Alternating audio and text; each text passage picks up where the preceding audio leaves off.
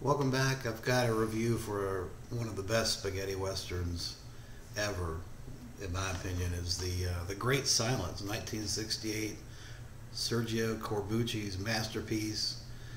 This is a film movement release, which they've done not a lot, but they've done what they've put out has been great stuff. They also put out Kamikaze '89, which was one of Fassbender's last films.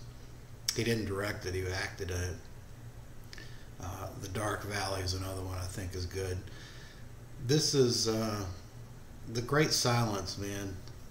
I mean, this is revisionist. People describe this as a revisionist spaghetti western, I guess, in the sense that it turns the characters good versus bad into much more of a gray zone. And this film, of course, is famous for not having a happy ending, even though there were happy endings shot. I think 20th Century Fox, that distributed the film, put some pressure on Corbucci to lighten the mood a little bit with this, and so there are some alternate endings in this film that's included in this release.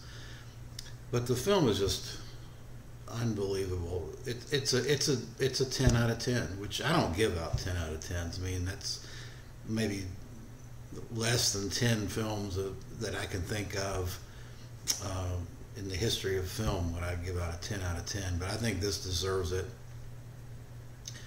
And I also think this is one of Klaus Kinski's best roles. Klaus Kinski plays Loco, a bounty hunter, and essentially he is being he's operating in a snowy region in Utah called Snow Hill, and a sheriff, a guy named Frank Wolf, has been sent to put a stop to it.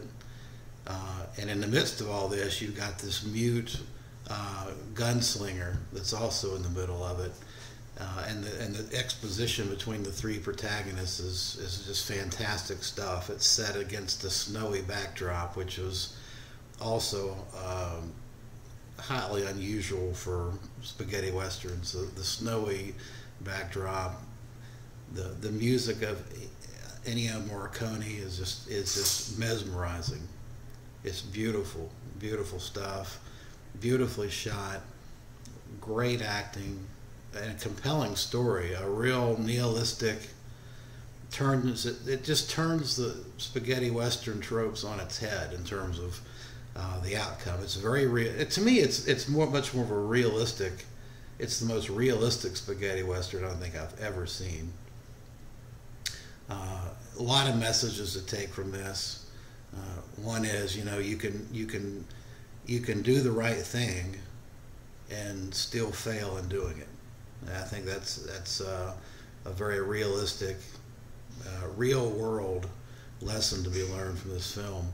At any rate, if you don't have this film or you haven't seen it, do yourself a favor and pick it up, because other than the Dollars trilogy, some of the other Sergio Leone films, docu-soccer, that kind of thing, I mean, this is it.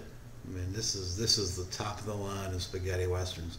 This release has a 38-minute documentary on spaghetti westerns, which has some footage of an early Sergio Corbucci directing some of the film.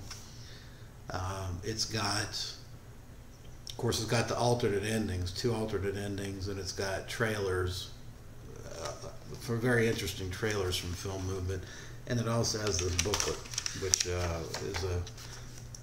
it's thin, but it gives you a nice overview of the film and the backdrop of Kinski. Apparently, Kinski and his daughter at the time, Natasha, liked to go skiing during the shooting of the film. Interesting other sidebar to this, the snow in the film, they shot a lot of it at night, and they used like 25 tons of shaving cream to try to create the snow setting. Pretty cool. So yeah, 10 out of 10. I don't give them out very much, but this one deserves it, and this needs to be in everybody's collection, in my opinion. If you've seen this film or you have this release, let me know what you think in the comments. Thanks.